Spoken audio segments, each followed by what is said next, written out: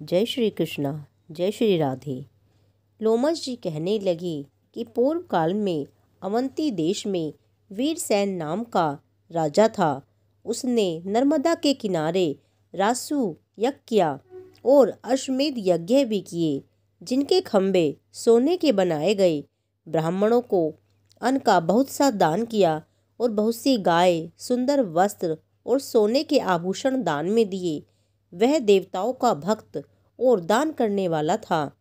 भद्रक नाम का एक ब्राह्मण, जो अत्यंत मूर्ख, कुलहीन, कृषि कार्य करने वाला, दुराचारी तथा अधर्मी था, वह भाई बंधुओं का त्यागा हुआ इधर उधर घूमता हुआ देव यात्रियों के साथ प्रयाग में आया और माघ में उनके साथ 3 दिन तक स्नान किया।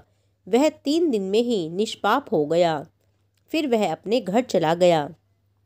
वह ब्राह्मण और राजा दोनों एक ही दिन मृत्यु को प्राप्त हुए।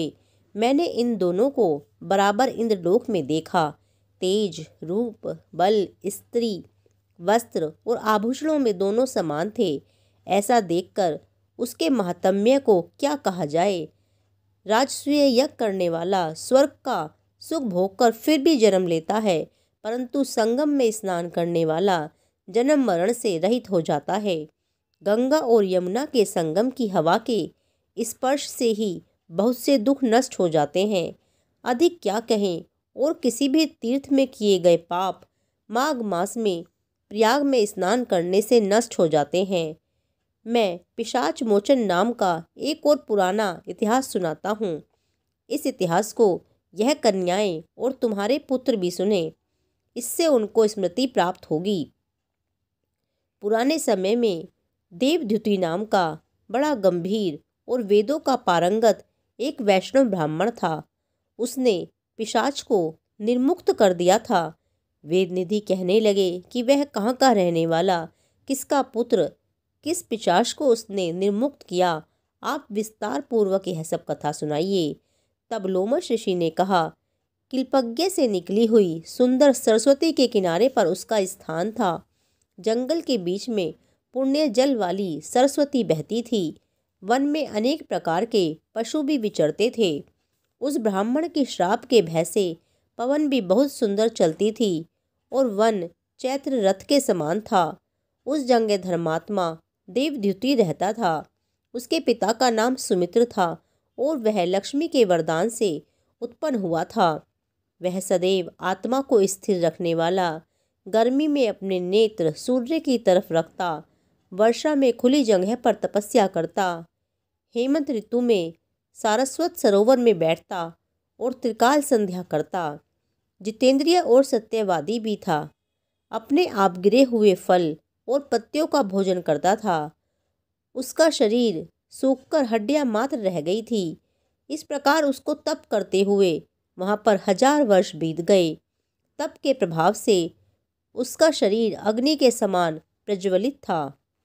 विष्णु की प्रसन्नता से ही वह सब कर्म करता। दधीची ऋषि के वरदान से ही वह श्रेष्ठ ब्राह्मण हुआ था। उस समय उस ब्राह्मण ने वैशाख महीने की एकादशी को हरि की पूजा कर उनकी सुंदर स्तुति तथा विनती करी।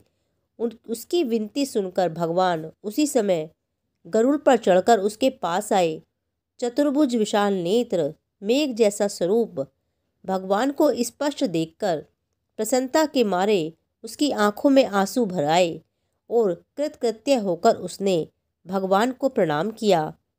उसने अपने शरीर को भी याद न रखा और भगवान के ध्यान में लीन हो गया।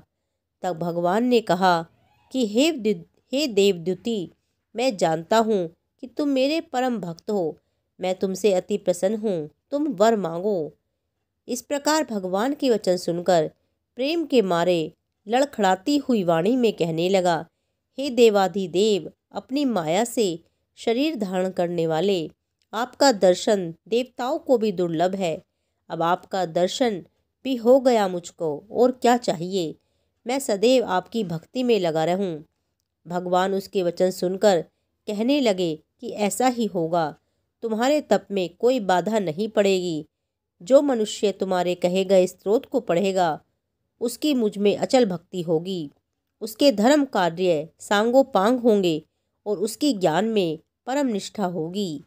21वां अध्याय पूर्ण। जय श्री कृष्णा, जय श्री राधे।